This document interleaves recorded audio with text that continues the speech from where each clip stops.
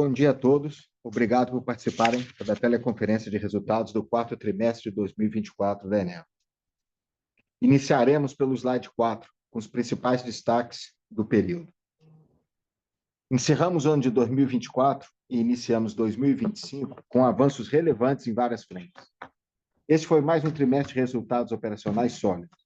O EBITDA ajustado da companhia atingiu para o patamar trimestral recorde de R$ 1.243 bilhões, um aumento de 20% na comparação com o quarto trimestre de 2023. Em 2025, a tendência é apresentarmos resultados ainda melhores já no primeiro trimestre, com a entrada em operação comercial da UTE Parnaíba 6, com a produção da planta de liquefação de gás do Parnaíba, que já atingiu sua capacidade nominal e está atendendo todos os compromissos contratados, e com uma contribuição cada vez maior proveniente da nossa recém-criada mesa de gás. Destaco ainda que os ativos adquiridos no quarto trimestre de 2024, que adicionaram 900 megawatts de capacidade ao portfólio, contribuíram apenas parcialmente para o resultado do período. Em 2025, a totalidade desse fluxo de caixa, já contratado e operacional, será incorporada ao resultado do trimestre subsequente.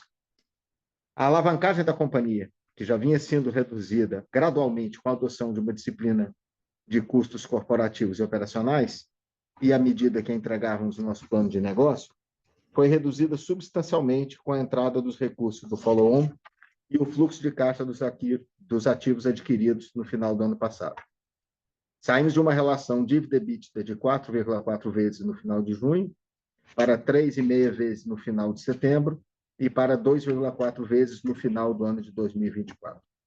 Abrimos, assim, um espaço significativo no balanço para o novo ciclo de crescimento da companhia. No Hub Sergipe, em dezembro de 2024, concluímos com sucesso a substituição do Riser, que conecta o FSRU ao sistema de suprimento de gás para a usina e demais clientes conectados à malha, permitindo a retomada das operações sem causar impacto financeiro no resultado da companhia. No Parnaíba, atingimos a capacidade nominal de produção de GNL e assinamos com mais um parceiro comercial, dedicado ao segmento de transporte pesado de longa distância, assegurando contratos firmes de longa duração para 100% da produção da planta. Esse marco comprova a viabilidade técnica e comercial do nosso modelo de comercialização de gás off-grid, onde somos pioneiros e com o qual contribuímos de forma decisiva para a redução das emissões de poluentes na matriz energética brasileira. O início da operação comercial do fechamento de ciclo de Parnaíba 3, a qual nos referimos como Parnaíba 6, amplia nossa base de receitas fixas e torna o complexo mais eficiente, com maior capacidade de geração, sem necessidade de aumentar o consumo de gás.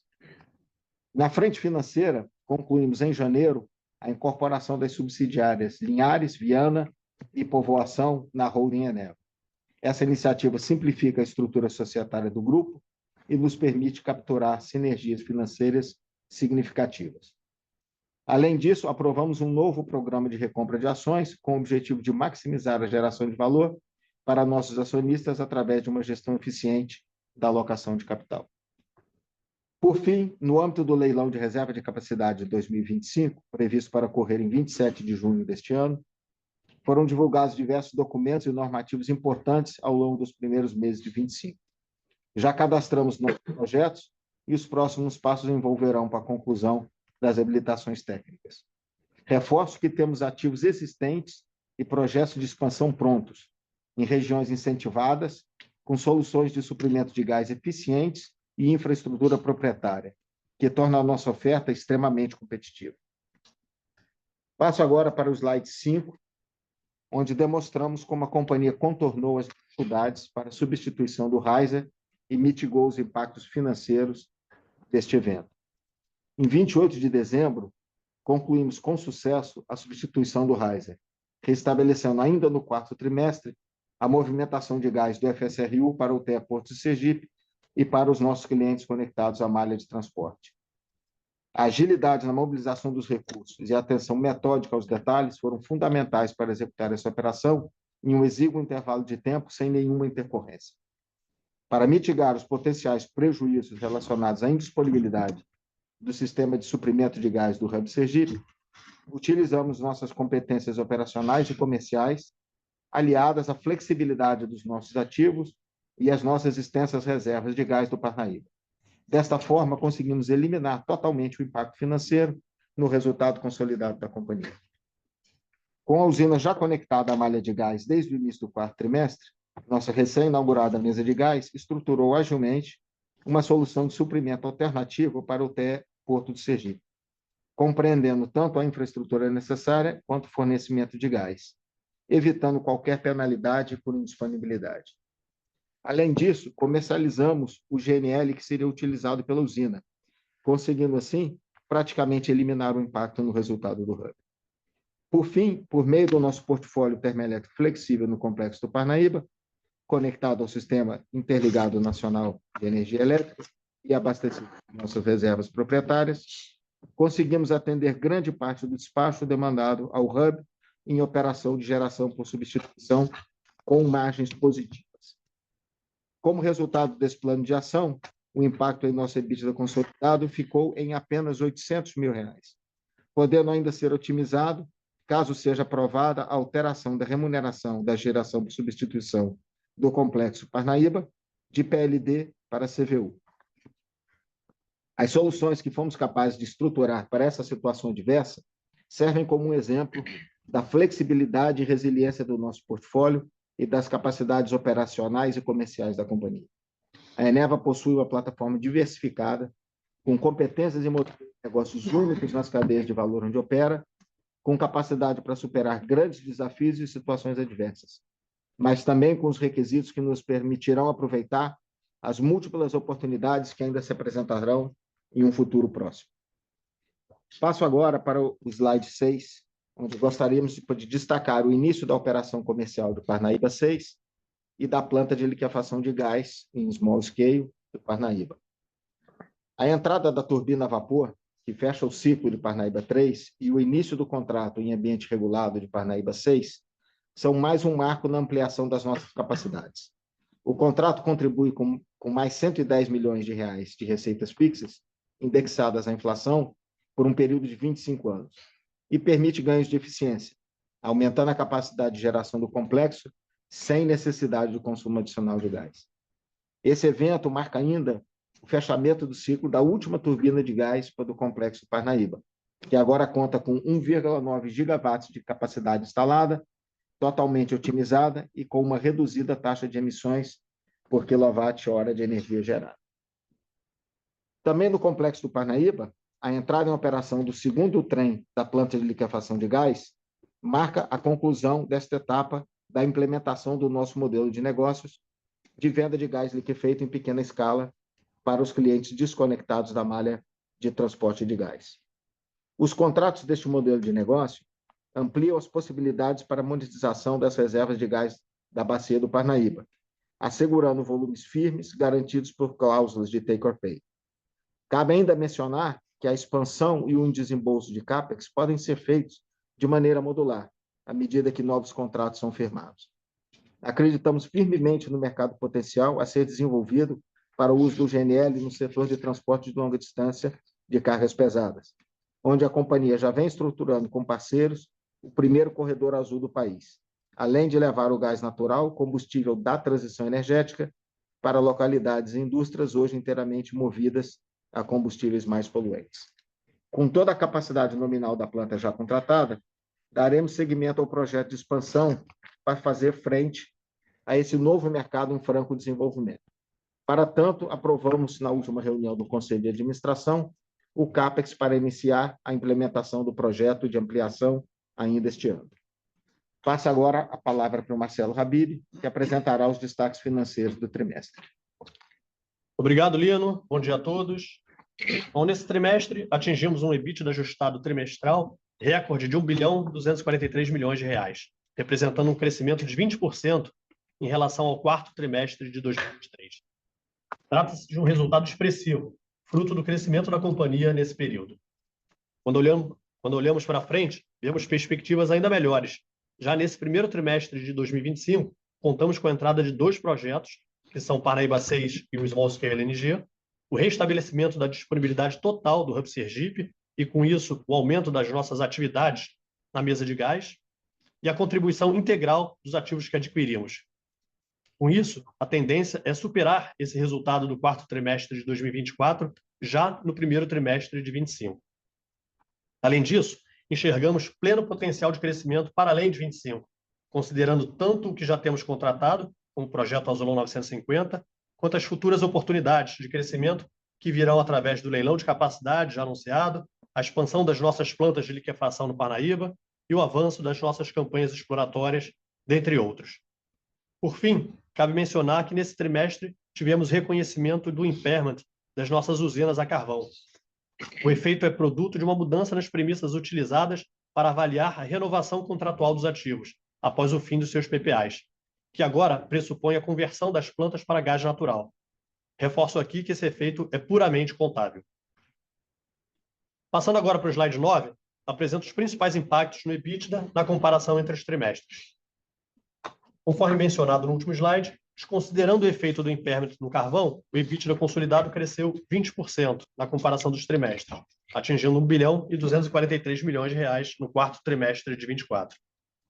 Esse resultado recorde é fruto principalmente do desempenho no segmento de geração de gás a terceiros, que cresceu 206 milhões de reais no período, devido à contabilização, ainda que pro rata, do resultado dos ativos adquiridos, ajudando a compensar os efeitos do fim do contrato da UTE Fortaleza, que ocorreu no final de 2023.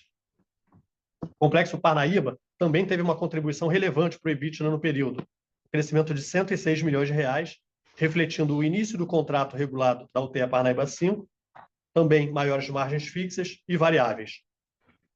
Passando para o upstream, tivemos um aumento de 79 milhões de reais, reflexo do maior despacho, que é repassado através da margem variável das térmicas do Complexo Parnaíba. Nos segmentos que apresentaram redução de EBITDA entre os períodos, cabe destacar, primeiro, a redução de 62 milhões de reais na comercialização de energia, que foi impactada por menores margens comerciais na comparação entre os trimestres. Segundo, a redução de 54 milhões de reais no EBITDA da holding, refletindo o impacto pontual e positivo que ocorreu no quarto trimestre de 2023, quando fizemos a reversão de algumas despesas provisionadas, e também tivemos agora, nesse quarto trimestre de 24, o efeito não recorrente de despesas relacionadas ao follow-on e ao M&A. Outra coisa que impactou negativamente foram 59 milhões de reais no segmento solar, devido à indisponibilidade parcial do parque entre meados de novembro e dezembro, e por consequência, os maiores gastos com compra de energia e ressarcimento para atendimento aos contratos bilaterais nesse período. E, por fim, uma redução de 10 milhões de reais no Hub Sergipe, que é reflexo da baixa contábil do Riser que trocamos. Passando agora para o slide 10, apresento os impactos no resultado financeiro entre os trimestres. O resultado financeiro líquido foi de 1 bilhão 343 milhões de reais no quarto trimestre, comparado a um resultado negativo de 1 bilhão e 12 milhões de reais no trimestre de 2023. Esse resultado é explicado principalmente por alguns efeitos não caixa, como, por exemplo, o impacto pontual que ocorreu no quarto trimestre de 23 de despesas one-off relacionadas ao refinanciamento da dívida de Celsa e a reclassificação do valor justo de debêntures, com efeito negativo total de 564 milhões de reais quando comparamos entre os períodos. Tivemos também a variação cambial sobre o arrendamento do FSRU lá de Sergipe. Teve um impacto negativo de 516 milhões de reais na variação entre os trimestres. E, por fim, a variação da marcação a mercado dos swaps que temos, que teve um impacto negativo de 414 milhões de reais quando a gente compara entre os dois trimestres. Se eliminarmos esses efeitos não caixa, o resultado financeiro teria registrado uma melhora de 4,1% entre os períodos. Passando agora para o slide 11, vemos o fluxo de caixa operacional registrou uma geração de 1 bilhão e 140 milhões de reais no período, impulsionado pelo forte EBITDA e parcialmente compensado pelo maior pagamento de impostos, associados às margens mais altas dos ativos adquiridos. No fluxo de caixa de investimento, tivemos um desembolso de 1 bilhão e 583 milhões de reais, destinado principalmente às aquisições dos ativos térmicos, à construção do Azulão 950 e manutenção das nossas operações. Já no fluxo de caixa de financiamento, registrou um total de 2 bilhões e 186 milhões de reais, sendo impulsionado pela entrada dos recursos do follow-on, que foram parcialmente compensadas pela movimentação do serviço da dívida no período. Como resultado, a Eneva encerrou o quarto trimestre de 2024 com uma posição de caixa robusta de 3 bilhões e 866 milhões de reais. Passando agora para o slide 12, apresento a nossa estrutura de capital. O primeiro gráfico à esquerda mostra a dívida líquida da companhia e a sua redução gradual ao longo do tempo, encerrando o quarto trimestre em 13,5 bilhões de reais, seu menor valor desde o terceiro trimestre de 2022. A relação dívida líquida sobre EBITDA manteve trajetória em queda, atingindo 2,4 vezes no final do ano. E aqui também destaco que pela primeira vez abaixo de 3 vezes, desde o terceiro trimestre de 2022. Se desconsiderarmos o efeito pontual do impairment do carvão, a nossa alavancagem teria sido reduzida ainda mais, para 2,2 vezes, refletindo uma melhora frente aos 3,5 vezes registrado no terceiro trimestre de 2024. Nos outros gráficos do slide, observamos a qualidade da nossa dívida, que segue melhorando, com as contínuas iniciativas de liability management que concluímos no iniciozinho de 2025. Considerando esse efeito pro forma desse liability management, nossa dívida consolidada encerrou o quarto trimestre com prazo médio de 6 anos, com perfil de amortização confortável no curto prazo e a concentração dos vencimentos no longo prazo. Nossa posição de caixa atual é mais do que suficiente para cobrir todo o compromisso de principal dos próximos 4 anos. E nesse cenário de aumento de juros, trabalhamos também para reperfilar a dívida, diminuindo a exposição ao CDI, reduzindo o spread sobre essas dívidas em CDI e aumentando a exposição ao IPCA, que é o mesmo indexador que ajusta as nossas receitas fixas anualmente. Nesse período, reduzimos o spread sobre o CDI em 500 basis points e a nossa exposição ao indexador caiu para 20% da dívida total. Com isso, passo agora a palavra para o André Monte, que irá detalhar os investimentos e os projetos de capital da companhia. Obrigado, Abibe, e bom dia a todos. No slide 14, destaco os investimentos realizados pela companhia, que totalizaram 1 bilhão e 124 milhões de reais no trimestre, destinados principalmente aos projetos em construção e ao upstream, que representaram aproximadamente 70% do total investido. No complexo Azulão 950, no Amazonas, foi investido um total de 554 milhões de reais no trimestre, com destaque para 258 milhões de reais destinados ao serviço de construção e montagem na UTE, na UTG, na subestação e nas linhas de transmissão. 102 milhões de reais para conclusões da obras civis e o marcos contratual, e 83 milhões de reais para contratos de EGE e custos relacionados à logística e a comissionamento. Nas atividades de sustaining e no desenvolvimento do projeto da holding e outras empresas, os investimentos somaram 350 milhões de reais no período, com destaque para 112 milhões de reais destinados à troca do riser, incluindo despesas com locações de embarcações e logísticas. 62 milhões de reais direcionados para a GNL Brasil, com a aquisição dos ativos da Transpipeline.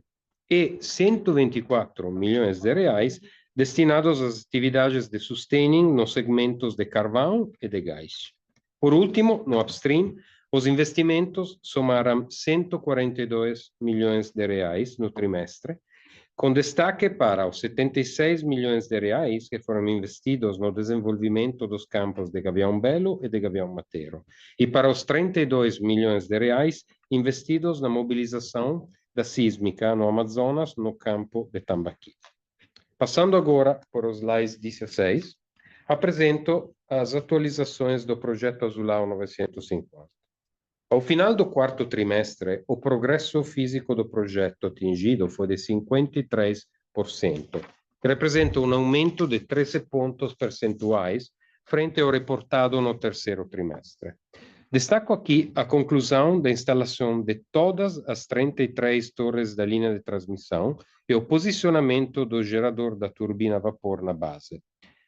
Além destes destaques, tivemos, no período, a conclusão de 2 marcos críticos. O primeiro é a chegada do último gerador de ilha de potência, que agora A Ilha de Potência tem todos os seus equipamentos principais em suas bases, estão sendo montados. E o segundo marco crítico é a conclusão da linha de transmissão, que mitiga dos pontos críticos de falha do projeto e diminui o risco de atraso do projeto como um todo. Além disso, iniciamos também o comissionamento a frio do Cluster 3 e a montagem eletromecânica na UTE e na UTG.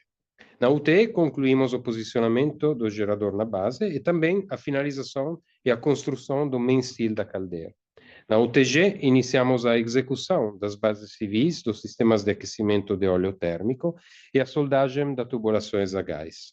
Também finalizamos a construção e os testes hidrodinâmicos dos dutos de gás dos cluster 3, 4 e 7. E, por fim, na subestação e linha de transmissão, além da instalação da torres, iniciamos as fundações dos principais equipamentos do BEI.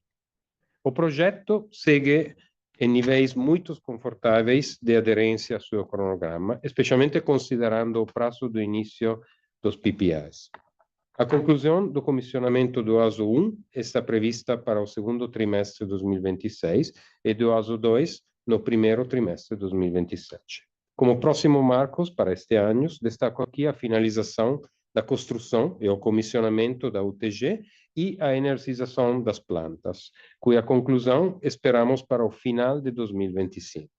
Passo a palavra agora para Felipe Valverde para a sessão de perguntas e respostas. Obrigado, Andréia. Bom dia a todos. Bom, vamos iniciar agora a nossa sessão de perguntas e respostas. E eu lembro aqui que eventuais perguntas deverão ser feitas via a plataforma do Zoom por escrito. Bom, a primeira pergunta vem do Felipe Andrade, do Itaú. Poderiam, por favor, dar mais detalhes sobre o resultado da comercializadora e a operação feita no quarto trimestre de 2024 de MTM? Bom dia, obrigado pela pergunta. O quarto tri do ano passado foi um trimestre onde a gente começou com um preço, um direcionador muito para cima. Vocês lembrarem, a gente vinha com um período de chuva muito abaixo da média e os preços bem carregados, e a gente se posicionou a gente tomou uma posição na comercializadora, apostando nessa tendência de preços mais altos. E aí, como o mercado inteiro acompanhou, novembro teve uma grande reversão nessa tendência. Essa reversão de tendência fez com que os preços já caíssem em novembro e dezembro virassem para patamares muito baixos, né? Voltando para o PLD mínimo. Era um risco, e isso fez com que o resultado do último TRI fosse impactado. Vale, inclusive, já adiantar que esse posicionamento mais longo, a gente continua acreditando um pouco para esse ano de 2025, e no mês de março a gente já viu uma subida razoável desses preços, mostrando que o período ali de novembro, dezembro e janeiro foi um pouco atípico do ponto de vista das condições ali do sistema, e que o sistema muito provavelmente deve voltar a contar com cenários de preços mais elevados, e de forma que parte desse resultado que a gente perdeu no terceiro TRI já foi mais do que recuperado nesse início de 2025. Obrigado, Marcelo. Bom, a segunda pergunta vem do Guilherme Lima, do Santander. Estamos vendo o preço de energia para 2025 subindo. Poderiam comentar a expectativa para preço e despacho? Em relação à futura e trading de energia, qual a expectativa de vocês de evolução de EBIT da Caixa em 2025 e a partir daí? Obrigado pela pergunta. Evolução de EBIT da Caixa, o Habib fala se ele souber. Com relação à expectativa de preço para o ano, o que a gente está vendo, que acabei de comentar, a gente já teve uma reversão de um período úmido que foi bom ali em janeiro e fevereiro, para uma tendência de seca em março, que puxou bastante já o preço para cima em março e a expectativa do ano. Vamos sempre lembrar que nesse ano a gente teve a entrada do modelo New Wave híbrido e, mais do que isso, teve um aumento no fator de segurança do modelo que o ONS utiliza. Então, só isso já já puxaria uma pressão de preços mais para cima, em especial em cenários de hidrologia desfavorável, que foi o observado aí, ou vem sendo observado ao longo de março. Então, a nossa expectativa é que esse preço ele caminhe de patamares do que estão, ou até para mais altos, o que deve impactar, sim, em algum nível de geração termoelétrica, em especial após o fim do período de chuvas na região norte, que aí, somado a essa questão da hidrologia e sinal de preço, ainda deve se acentuar a questão da necessidade de complemento para atender a potência. Então, a gente acredita, sim, num cenário de geração térmica, pelo menos para a potência, mas com boa chance também para ter alguma demanda energética a partir aí do segundo semestre. E na comercializadora, a gente tem uma expectativa estamos trabalhando com uma expectativa de um cenário parecido com esse. Não posso, obviamente, dar mais detalhes do que isso. Com relação à futura, esse cenário de preços mais altos associado a curtailment pode sim impactar de alguma forma no resultado, não tanto quanto o ano passado, porque a gente acredita que o nível de curtailment tende a ser aliviado, porque entraram vários reforços no sistema de transmissão. Então, por mais que o preço caminhe para poder subir, você deve ter uma compensação parcial aí por conta da questão dos limites de transmissão. Só complementando em relação à futura, acho que o primeiro ponto é encarar de frente. A gente teve um ano de 2024 muito ruim em futura, né? A gente vinha estabilizando o parque no primeiro semestre, conseguimos estabilizar, pegamos um terceiro trimestre, um nível de curtailment alto, ali na faixa de quase 20% da energia. Aí no quarto trimestre, esse nível de curtailment reduziu, caiu para menos da metade, mas a gente teve um problema no transformador. A gente teve um problema no transformador de futura que deixou metade do parque, mais de um mês, totalmente desligado. E aí a gente pegou um período que precisou comprar energia, precisou repor, precisou indenizar os nossos contratos bilaterais e acabou gerando esse resultado, infelizmente, negativo, um EBITDA negativo no quarto trimestre de 2024.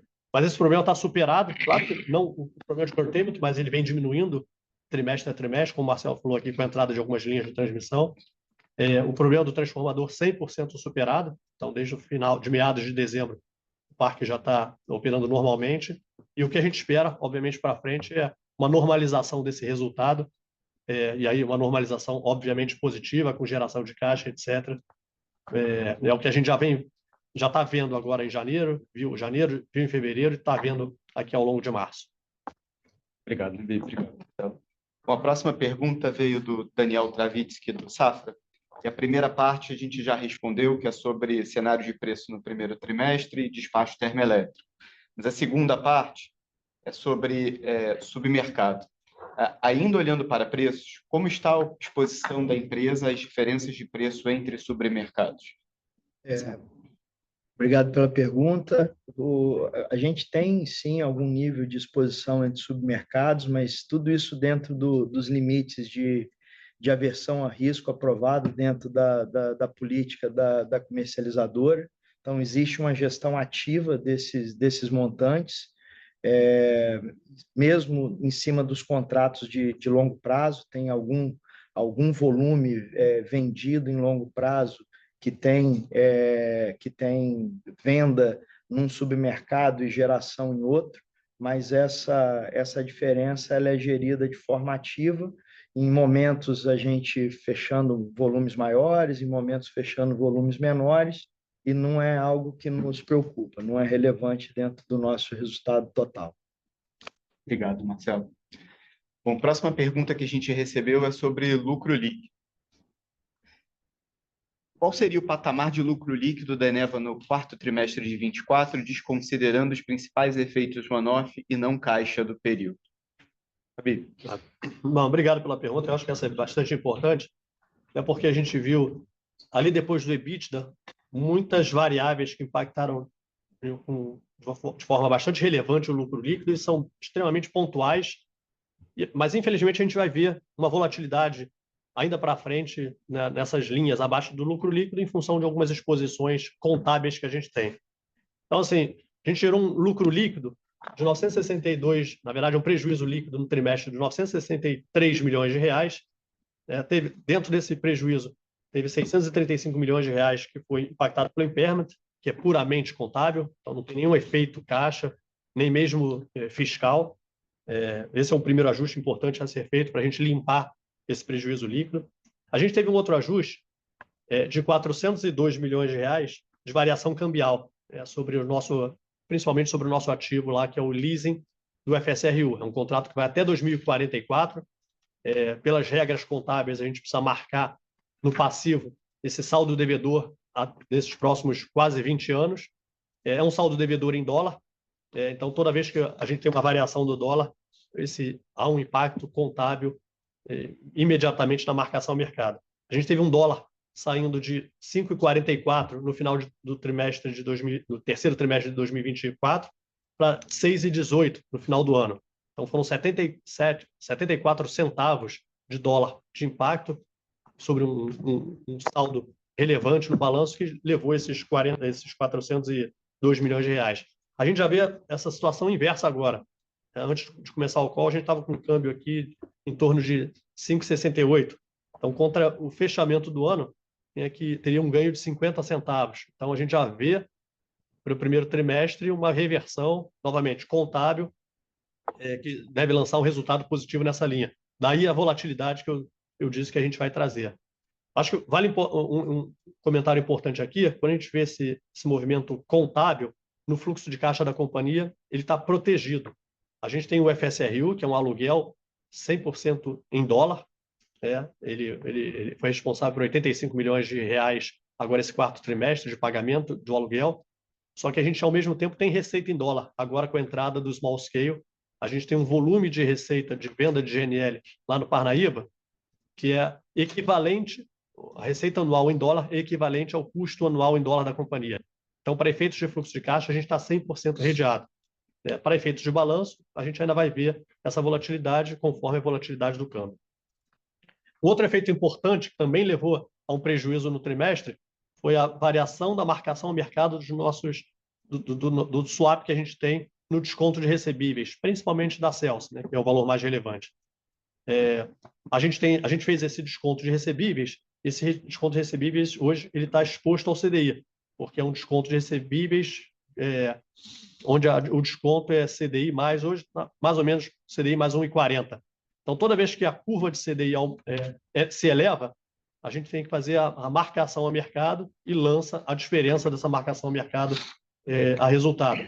Como o CDI, a curva elevou demais nesse último trimestre de 2024, essa marcação aumentou negativamente, esse resultado foi lançado no trimestre. E aí, eu volto aqui para falar do fluxo de caixa. O que a gente tem hoje de desconto de recebíveis, seja de Celso e o remanescente do carvão, ele é mais ou menos 3,5 bilhões de reais. A gente tem uma posição de caixa, ou seja, essa é a nossa exposição. A gente tem uma posição de caixa hoje de mais de 4 bilhões de reais, também toda aplicada a CDI, indexada em CDI. Então, até para fluxo de caixa, na verdade, o aumento da curva a gente está até exposto positivamente, porque ele vai impactar de um lado aqui a nossa dívida, mas toda a remuneração do caixa também é impactada positivamente. Então, você expurgando todos esses efeitos, e aí, fora os efeitos que a gente já teve no trimestre, que foram pontuais, por exemplo, o EBITDA negativo variável do carvão, em função da utilização de um estoque que estava contabilizado a um preço mais caro do que a efetiva liquidação do CVU do ativo. Quando você faz todos esses ajustes, certamente o lucro líquido da companhia seria positivo, e a gente está falando aqui de alguns, para esse trimestre, poucas centenas de milhões de reais. Tá? Aí depende do ajuste que vocês querem fazer, mas certamente positivo. Eu acho que vale esse comentário porque foi muito efeito aqui e todos com sinal, infelizmente, negativo, mas sem preocupar, principalmente no fluxo de caixa da companhia. Obrigado, Habib. Bom, a próxima pergunta é sobre o Hub Sergipe. Vocês descreveram no release 111 milhões de reais gastos com a substituição do Riser. Como estão as conversas com as seguradoras para eventual reembolso de parte do valor? Eu pego essa pergunta aqui. Desde o primeiro dia do problema que a gente teve, identificou lá em outubro, a seguradora foi chamada, está acompanhando todo o processo de regulação. Já saiu o primeiro relatório de verificação e conclusão. Na nossa leitura positiva, mas o processo de regulação de seguro demora. Então, a gente deve ter novidades aqui ao longo do segundo e terceiro trimestre. Não é um processo rápido, mas a gente está vendo aqui de forma bastante positiva para a companhia. É o que dá para falar por hora. Obrigado, Habib. Bom, com isso, não temos mais perguntas e vamos encerrar aqui essa sessão e o nosso call de resultado do quarto trimestre de 2024. Obrigado a todos e nos vemos na divulgação do próximo trimestre.